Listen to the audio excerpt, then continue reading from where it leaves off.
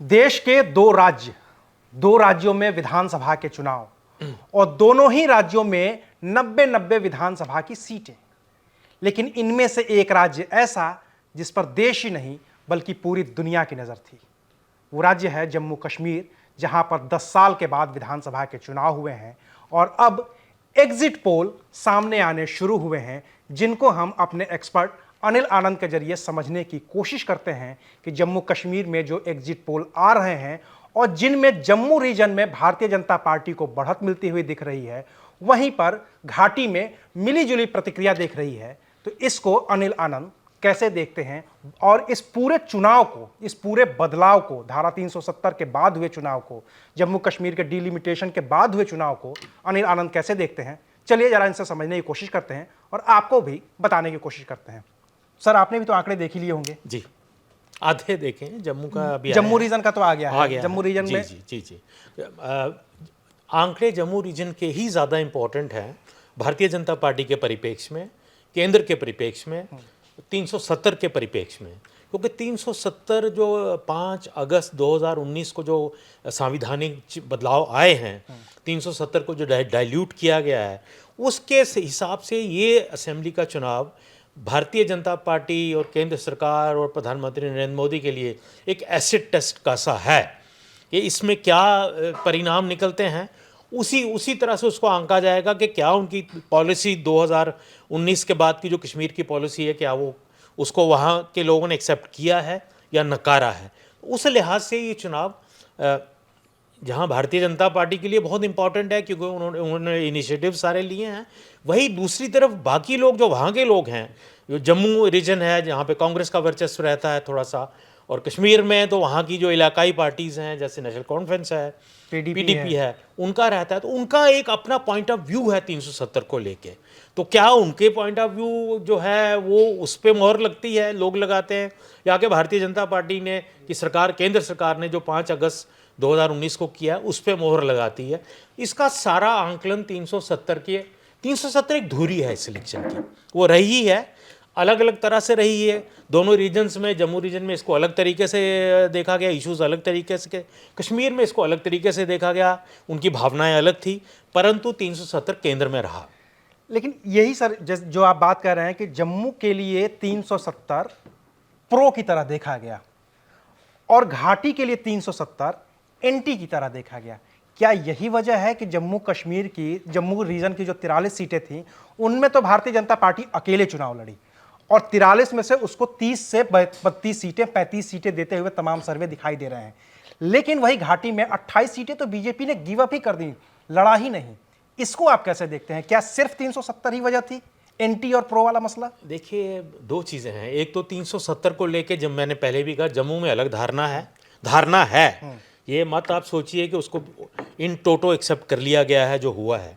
उसका रीज़न है जम्मू में, उसका रीज़न ये है कि 370 को लेके जो उसके बाद के जो वादे किए गए थे केंद्र सरकार द्वारा या रूलिंग बीजेपी द्वारा, उसके आगे क्या होगा, क्या क्या जम्मू को दिया जाएगा, उनकी जो डिस्क्रिमिनेशन की एक कंप्लेंट्स थी, उनका जो एक protection of land and employment rights की जो बात थी, उनके जो रोज़मर्रा के इश्यूज थे कि आपके साथ अब अच्छा बर्ताव होगा, कहीं पे उस पर केंद्र सरकार या जो वादे किए गए वो खरे नहीं उतरे।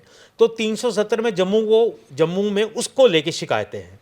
पर से जम्मू में कहीं ना कहीं अब फ्रस्ट्रेशन में कहा जाता है कि हम तो 370 वो डाइल्यूट होने से पहले अच्छे थे, लेकिन हटने की बात वहाँ इतनी होती नहीं है। कश्मीर में 370 को हटने को लेके बड़ी स्ट्रांग भावना है। उनकी आइडेंटिटी, वो अपनी आइडेंटिटी को उस तरह से लेते हैं कि ये हमारी आइडेंटिटी पे अटैक है। जो हमारे साथ एक संविधानिक एक हमारा अरेंजमेंट था भारत के साथ, भारत का अंग बन गया है, पूरा बन गया वो, उसमें कोई दो राय नहीं है। लेकिन एक उनको लगता था एक अम्बिलिकल कॉर्ड जुड़ी थी, एक तो एक हमारे साथ एक नाता जोड़ा था, उसको कहीं वीकन किया है इन्होंने और ये आघात हुआ है हमारी आइडेंटिटी पे। तो इसलिए मैंने एक्सप्लेन किया आपके दर्शकों के लिए कि दोनों तरफ भावनाएं हैं, उनका थोड़ा सा परिप्रेक्ष्य अलग अलग है। 10 साल बाद चुनाव हो रहे हैं और 10 साल बाद घूम फिर करके इश्यूज जम्मू कश्मीर के विकास को लेकर के कोई बात नहीं हुई, रोजगार को लेकर के कोई बात नहीं हुई। जो बातें हुई 370 की बातें हुई, जैसा कि आपने जिक्र भी किया। अब मैं बस आपसे यह समझना चाहता हूं कि भारतीय जनता पार्टी तो वहाँ पे है और जम्मू रीजन में है। ये पीडीपी, नेशनल कॉन्फ्रेंस या इस तरह की जितनी भी छोटी मोटी पार्टियां, अभी इनकी आज़ाद साहब की पार्टी थी, वो भी आए चुनावी मैदान में, जेल से छूट करके राशिद इंजीनियर गए बाकायदा अपना चुनाव प्रचार करने के लिए। जी इन सबके इम्पैक्ट को आप कैसे देख पाते हैं?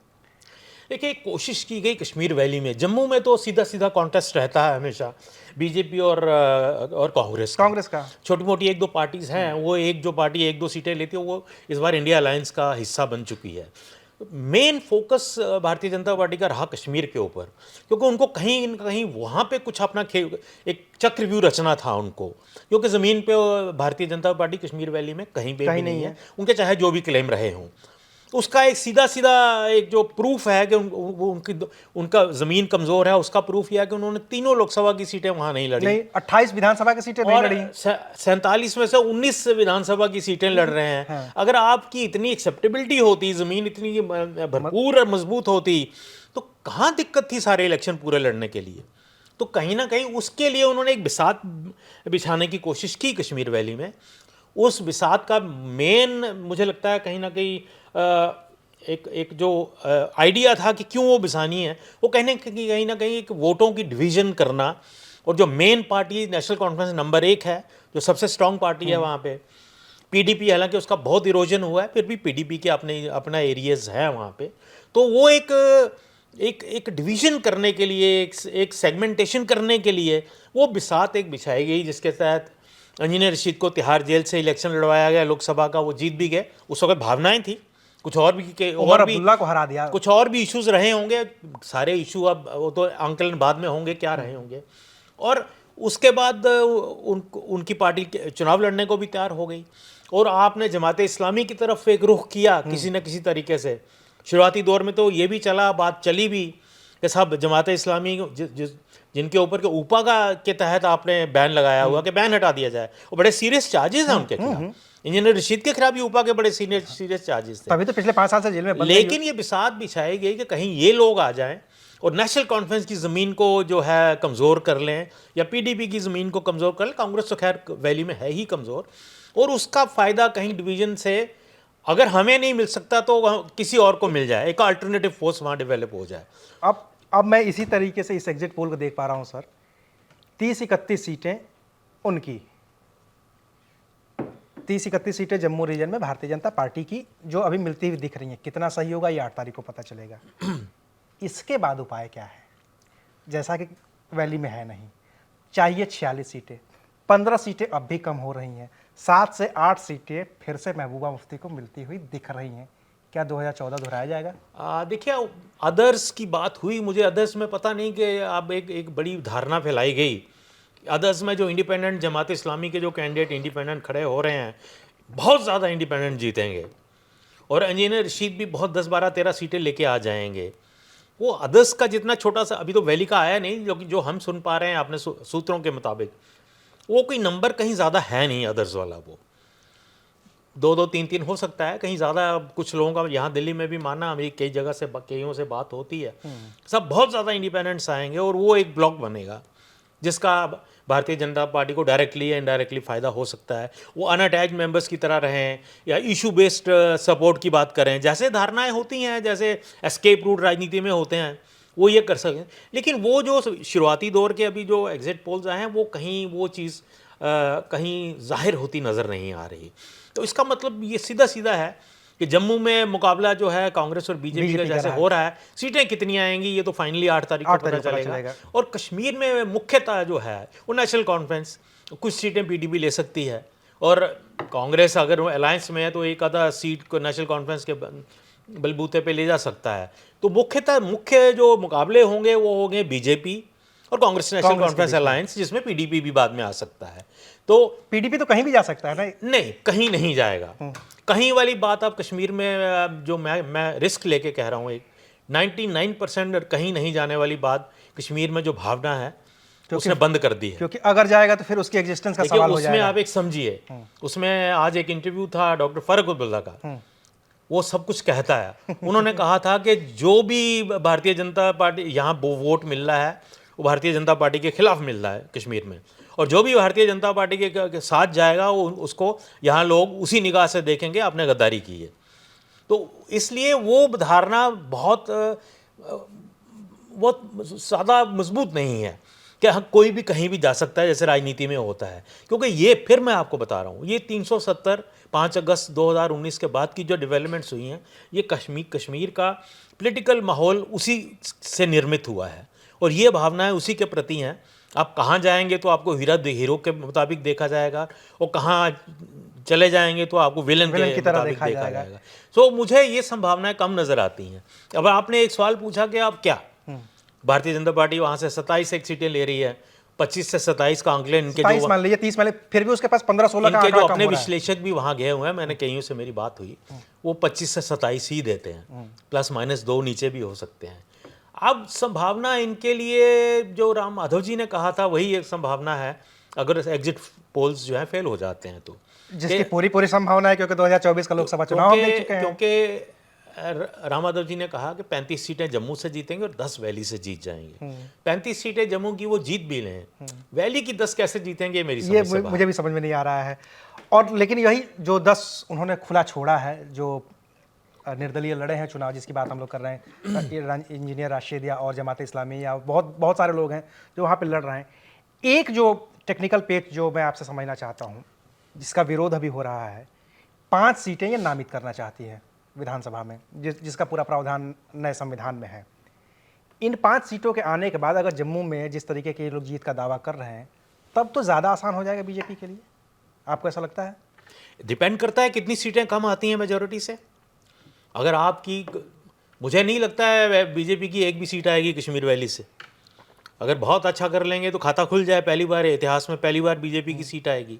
तो बाकी क्या होगा मैं तो नहीं कह सकता हूँ, लेकिन जो हकीकत है, जो ज़मीनी हकीकत है, उसमें तो नहीं लगता कि बीजेपी को कुछ मिलने वाला है वहाँ से। तो उसके अलावा 35 भी आप ले आएँ, 43 भी आप ले लें, अगर 43 ले लें तो फिर हो सकता है कि 5 नॉमिनेटेड हो गए, 46 का आंकड़ा आपको चाहिए, तो 43 और 5 48 हो गए तो आपकी सरकार बन सकती है। लेकिन क्या आप इस स्थिति में हैं कि पूरा जम्मू स्वीप कर जाएंगे? ऐसी हालात नहीं है। तो ये ज़मीनी हकीकत है कि ऐसे हालात नहीं है कि जम्मू में पूरी तरीके से स्वीप कर सके, और ऐसे भी हालात नहीं है कि घाटी में वो अपना खाता खोल सके। और अभी जो हम आपको आंकड़े बता रहे हैं, जो दिखा रहे हैं, जो आप तमाम टीवी चैनलों पे देख भी रहेंगे, ये सिर्फ और सिर्फ एग्जिट पोल हैं, कोई अंतिम नतीजा नहीं है। अंतिम नतीजों के लिए आपको 8 तारीख तक का इंतजार करना ही होगा।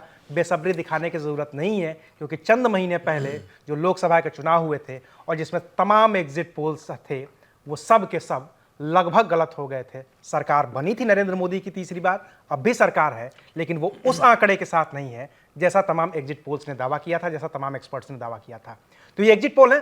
फाइनल नतीजों के बाद हम एक बार फिर आपसे मुखातिब होंगे और तब और विस्तार से चर्चा करेंगे कि जम्मू और घाटी दोनों में कितनी परिस्थितियां बदली हैं और भारतीय जनता पार्टी या कांग्रेस के लिए परिस्थितियां कितनी बदली हैं, और वहाँ की जो स्थानीय पार्टियां हैं, पीडीपी या नेशनल कॉन्फ्रेंस या जो आज़ाद की पार्टी है, जो नया कांग्रेस से टूट करके अपनी पार्टी बनाई है, उनके लिए माहौल क्या है। शुक्रिया, आप देख रहे थे ABP live. What does Haryana's youth want? What's the political mood of the region? Will these assembly elections correspond to Lok Sabha election results? सरकार बनेगी तो 36 बरादरियों की सरकार बनेगी। Ram Ram. Who will have the last laugh? Will it be Naib Singh Saini of BJP और Bhupinder Singh Hooda from Congress will turn the tables this time? Haryana में मौजूद है हम इस वक्त।